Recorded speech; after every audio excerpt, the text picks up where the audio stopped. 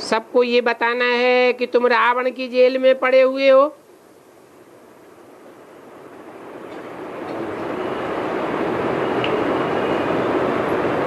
तुम कोई स्वतंत्र नहीं हो, सब बंधन में हो। कहते भी हैं कि हमको स्वतंत्रता मिले, परंतु वास्तव में स्वतंत्रता किसको कहा जाता है ये कोई भी नहीं जानते हैं। स्व को ही नहीं जानते हैं।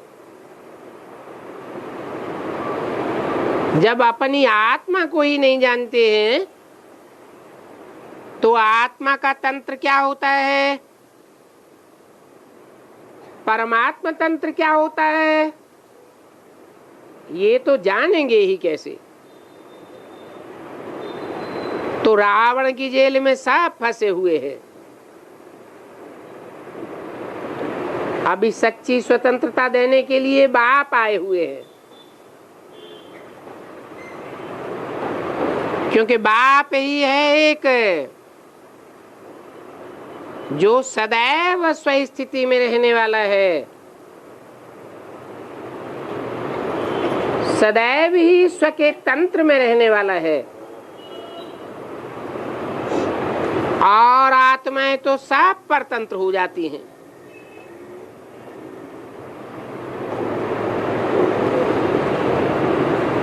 रावण की जेल में परतंत्र होकर के पाप ही पाप करती रहती है। तो सच्ची सच्ची आजादी कौन सी है, वो लोगों को बताना चाहिए। तुम ये बातें अखबारों में भी डाल सकते हो।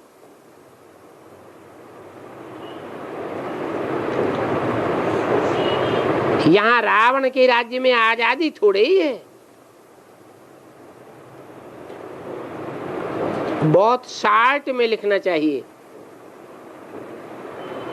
बोलो, तुम कहते हो कि गांधी जी ने हमको स्वतंत्रता दिलाई, परंतु स्वतंत्रता है कहाँ? यहाँ तो सब बंधन में बंधे हुए हैं, सब रावण की जेल में हैं। आगे चल करके तुम्हारा विलायत में भी आवाज जावेगा।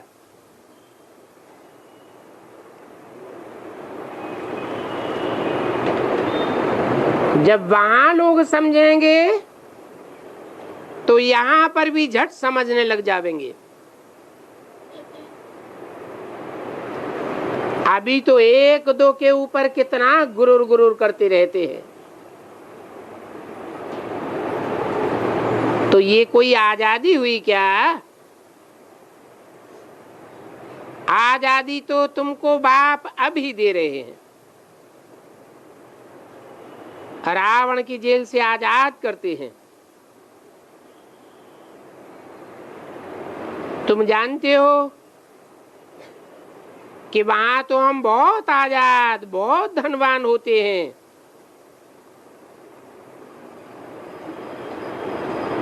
न 5 विकारों का कोई बंधन होता है, न देह का कोई बंधन होता है। प्रकृति के 5 तत्वों का भी कोई बंधन नहीं होता है।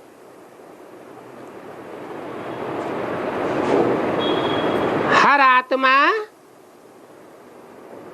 सात्विक प्रकृति के 5 तत्वों से अपने शरीर का निर्वहन करती है। प्रकृति जैसे कि दासी बन जाती है।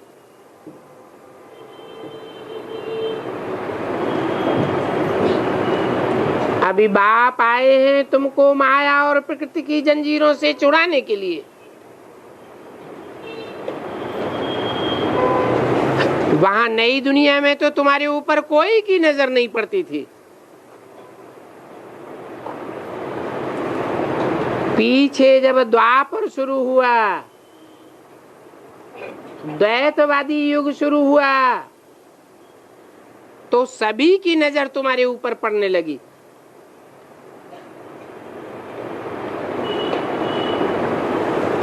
तुम्हारे धन पर,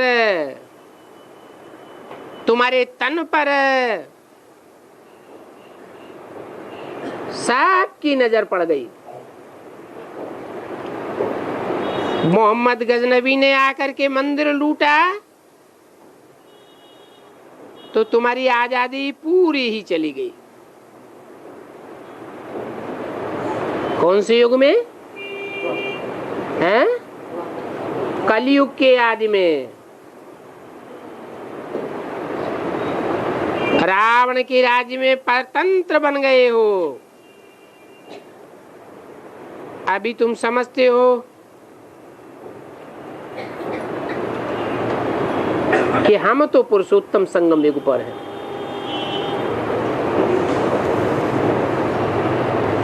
न रावण के बंधन में है और न राम के राज्य में है। हाँ, सच्ची सच्ची आजादी को हमने जान लिया है तो पाने का पुरुषार्थ कर रहे हैं। वो तो आजादी को समझते ही नहीं है। तो ये आजादी की बात भी युक्ति से समझानी है। जिन्होंने कल पहले स्वतंत्रता पाई है वो ही ये स्वतंत्रता पावेंगे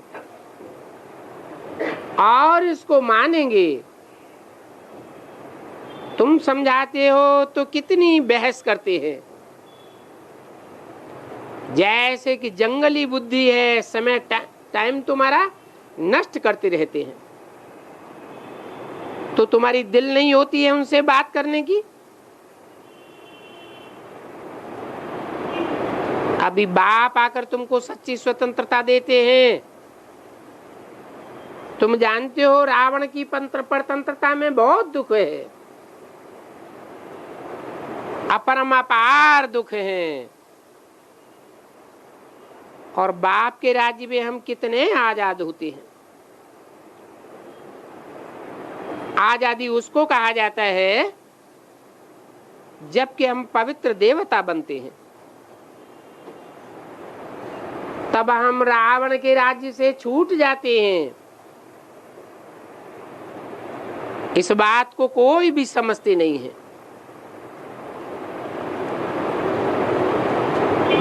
रावण ही पार्ट बजाने वाली आत्माएं भी हमारे अंडर में कार्य करती है। तो सच्ची सच्ची आजादी तो तुमको मिलती है जो बाप ही आकर के देते हैं। अभी तो इस पुराने राज्य में गुलामी है, सभी दुखी है। बाप आकर के स्वतंत्र बनाते हैं, स्वाधीन बनाते हैं। स्वाधीन राजा को कहा जाता है। और ये राजाई का योग बाप ही आकर के सिखाते हैं। बाकी तो सब मनुष्य आत्माएं परतंत्र बनाने वाली हैं। इसलिए आज इस दुनिया में सब दुखी है। तुम तो जानते हो स्वतंत्रता मिलने का ये पुरुषोत्तम संगम युग है।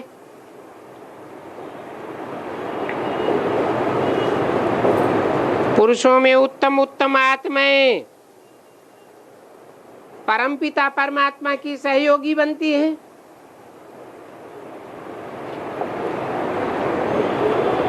तो तुमको सच्ची सच्ची स्वतंत्रता मिल जाती है। मनुष्य तो इन बातों को जानते ही नहीं है। सिर्फ माला फेरते रहते हैं, हर धर्म में माला फेरते हैं, परंतु माला के जिन मणकों को स्मृति में फेरते हैं, बुद्धि रूपी हाथ से घुमाते हैं, वो कौन आत्माएं हैं, क्या करती हैं, कैसे बाप की सहयोगी बनती हैं, कब बनती हैं, कोई नहीं जानते हैं। वो तो समझते हैं कि फॉरेन वालों की गवर्नमेंट गई तो हम स्वतंत्र बन गए, हमें आजादी मिल गई। अब बाप कहते हैं जब तक पावन नहीं बने हैं तब तक कोई को भी आजाद नहीं कहेंगे, सब परतंत्र हैं।